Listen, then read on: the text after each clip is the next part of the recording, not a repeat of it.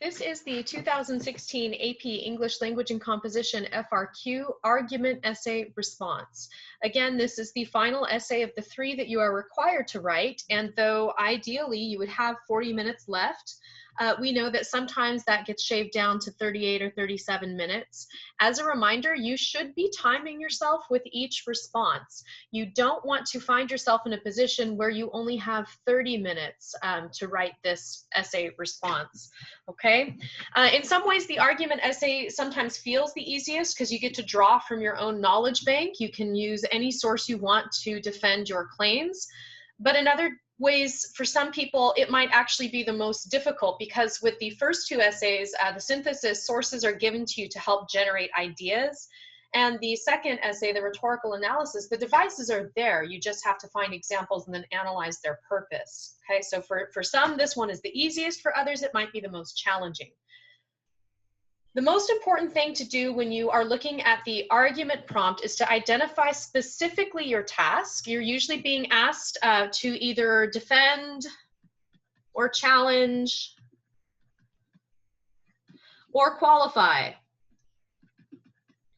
an assertion that is made for you. If you are defending, you are agreeing. If you are challenging it, you are disagreeing or opposing it. And if you are qualifying it, you're saying, I both agree and disagree, and this is why.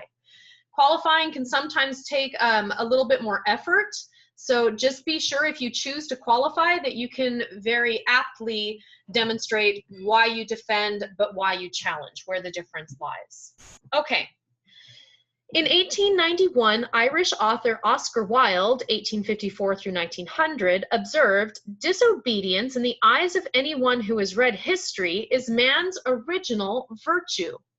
It is through disobedience that progress has been made, through disobedience and through rebellion." So Wilde is linking progress to disobedience and rebellion. Wilde claims that disobedience is a valuable human trait and that it promotes social progress. Write an essay that argues your position on the extent to which Wilde's claims are valid. Use appropriate examples from your reading experience or observations to support your argument. So step 1 is going to be to determine what is your position. Do you agree, disagree, or do you want to challenge Oscar Wilde? Really wide open here. Would be fairly easy, I think, to do any of these. I think that I'm going to agree with it or defend it. And I choose that because I feel you have to know yourself. I feel if I were to choose to qualify it, because certainly there are plenty of arguments where disobedience and rebellion can actually harm progress. I know myself, and I think I would digress and I would lose track, and then my essay would suffer. So I'm just going to stick to defending this prompt, all right? So let's think of some things that we can use to show that through rebellion or disobedience, we can have progress. I'm going to use, oh goodness, let's use history, and let's just write USA to start. Our country's founded on rebellion. From literature, we've read some Henry David Thoreau on the civil disobedience is what it's actually titled. So I've got that there. I might talk about MLK Jr. or Gandhi, leaders of nonviolent protest. That's rebellion. It's a type of rebellion and disobedience that's led to social change, because that's the big thing. We're trying to say, is it valid that it promotes social progress? I might also talk about, what about the 50s and rock and roll music? That was, terrifying. The music was changing. All of these kids were going to be terrible. It promotes social progress, and I could actually relate this to greater musical genres that are available and celebrated today. That might be an idea. I could certainly do gay marriage, rebellion and disobedience, people establishing civil unions, even when the law says that it wouldn't be recognized. Eventually we got to a place where we were allowed to have civil contracts and marriages. So just some different ideas that I'm putting down. I have to put this in a cohesive essay, and I think that I'm going to focus on the first 3 ideas that came up for me. this is what I want to talk about.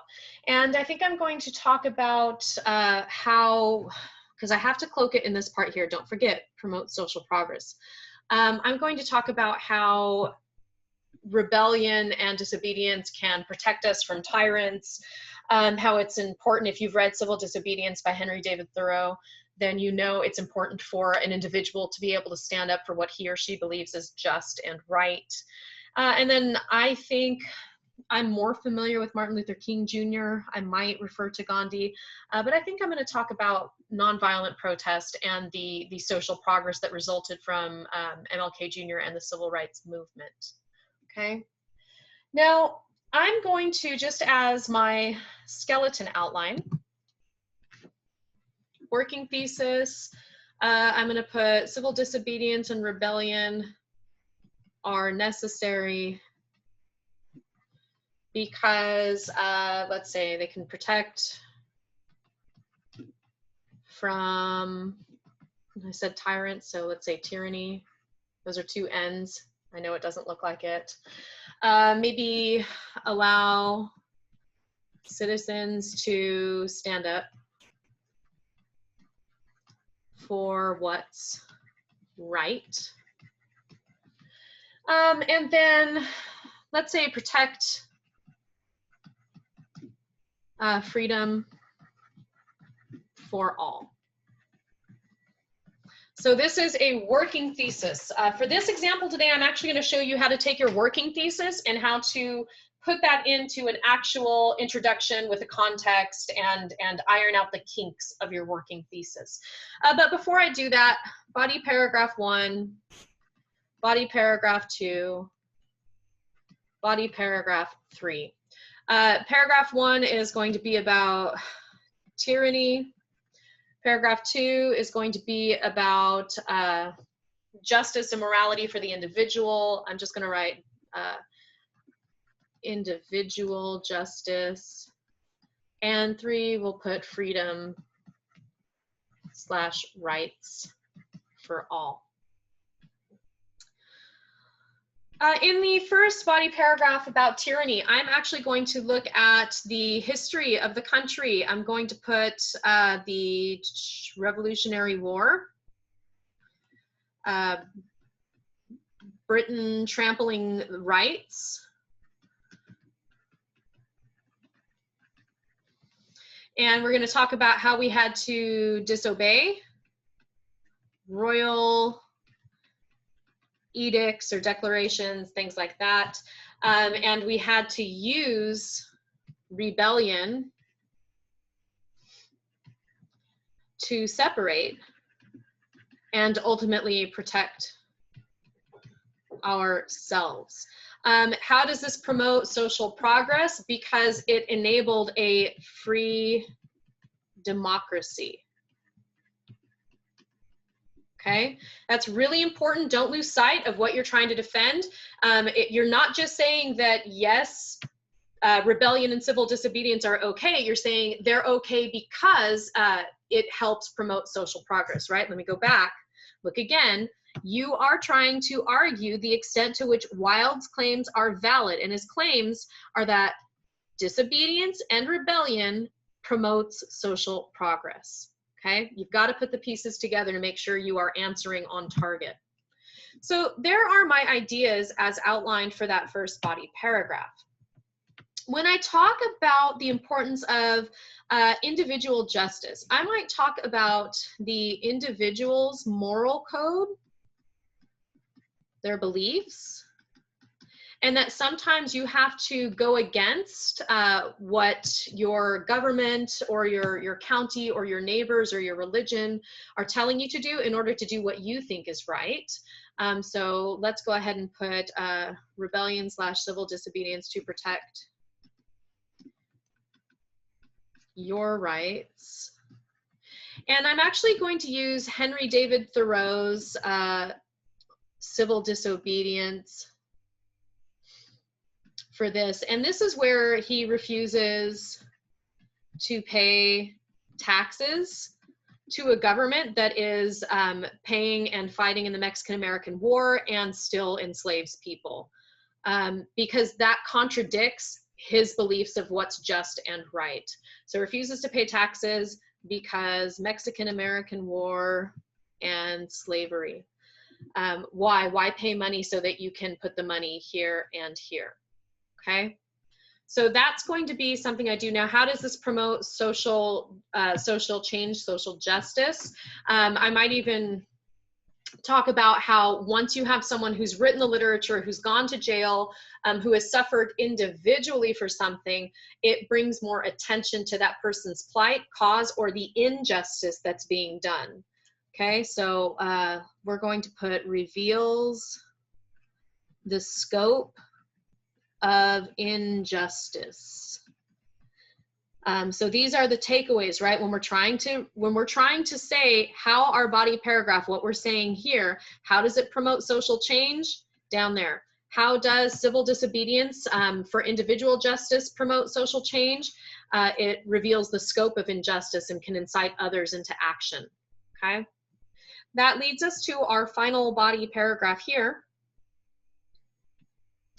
And this is about freedom and rights. And we are going to want to write for this one about Martin Luther King Jr., the civil rights movement. We might talk about how Jim Crow laws led to oppression. And I shouldn't say led to, it increased the oppression. The oppression was already there. I like to be precise in my language. But something that we might talk about is how through nonviolent rebellion and civil disobedience, breaking laws, laws that were not perceived as fair, equitable, or just, we were able to bring about change. It is another catalyst for social change, and we had the Civil Rights Act that came out of this. So that's something really that you could expand upon there. So you see how I've laid out my examples. Now let's talk about how I would take my working thesis and write an actual introduction and a smoother thesis, refined thesis going into this. You guys, I should mention that you should often draw from what's most familiar to you for your examples. That changes from student to student. One thing you all have in common is education. I have that in common with you as well. And I'm actually going to use that to help me define the parameters and hook my audience and establish this context and this introduction. I'm going to link it to school. And I'm going to do that because I'm going to say how there are some places where you would think we can't ever be disobedient or rebellious, and yet all of the things that I just mentioned for my body paragraphs are things that you guys learn about in school. So it seems a little bit strange, maybe a little ironic. It's the opposite of what you would expect. So here would be my introduction, and this will take me a few minutes, and the handwriting, bear with me. In person, it's not nearly so messy, but writing on writing pads doesn't always work. Disobedient and rebellious behaviors can be,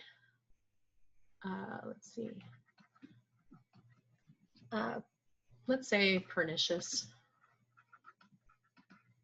We use harmful or damaging. Pernicious in children, especially in school. This is a dash.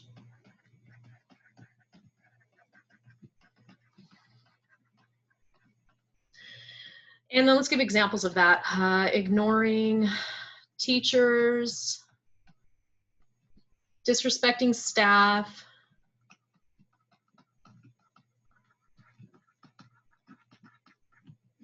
and ignoring rules.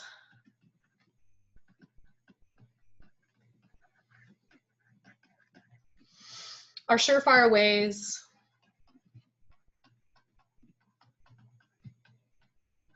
to find oneself in detention. Yet it seems a bit ironic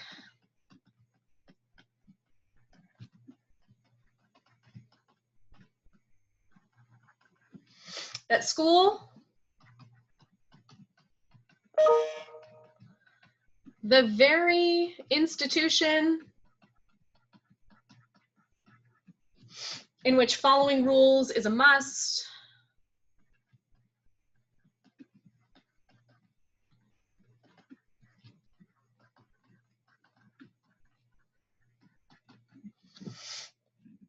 requires its students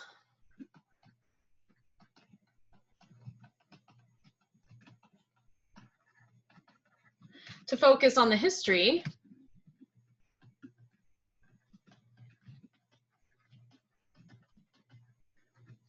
of rebellion. I'm going to start using abbreviations. Read treaties. Let's say treatises on civil disobedience, and even take a day off to honor a man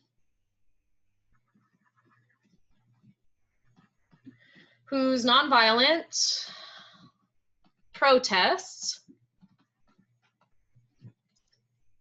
ignited social change, or you could say change the world. I think I'm going to say change the world. Although I like the word ignited, I might use that in my essay somewhere. And now I'm going to link this to the actual prompt. Oscar Wilde asserts that disobedience is a catalyst for social progress and growth. And I'm just going to add, and Wilde's words still ring true today.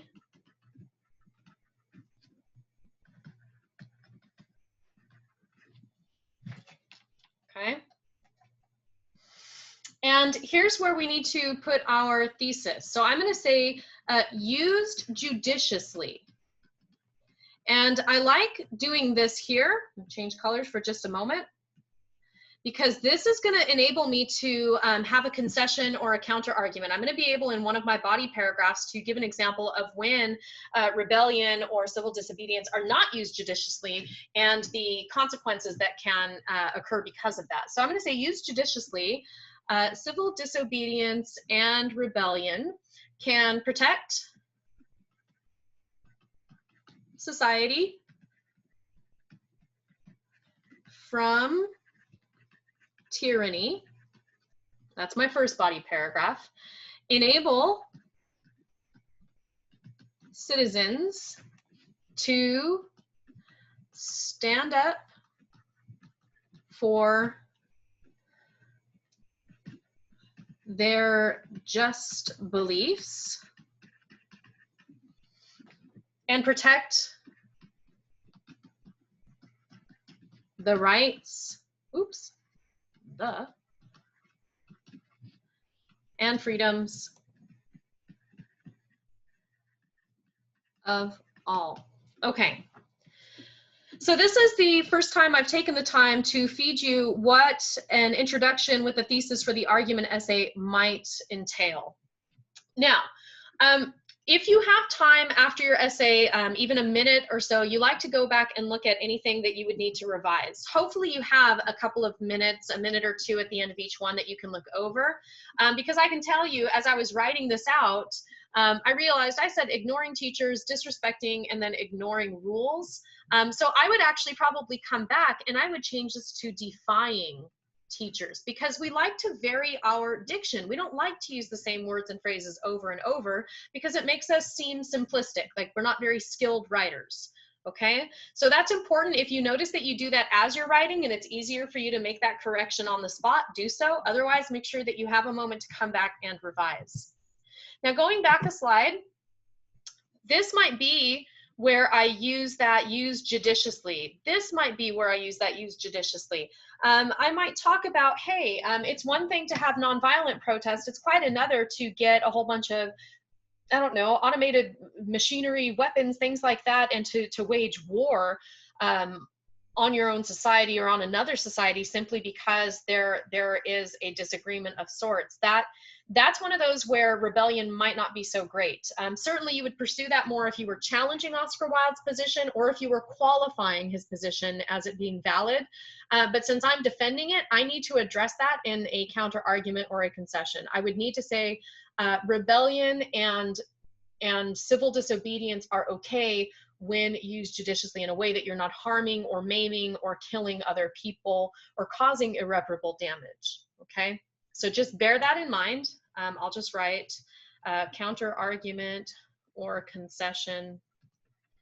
You want to add that in. Got to have it. It's an argument essay, and an argument is not strong if it doesn't acknowledge opposing viewpoints. Always keep that in mind. An argument is not strong if it does not acknowledge opposing viewpoints.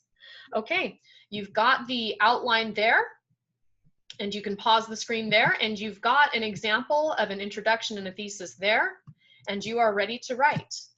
I'll see you guys next time. Bye-bye.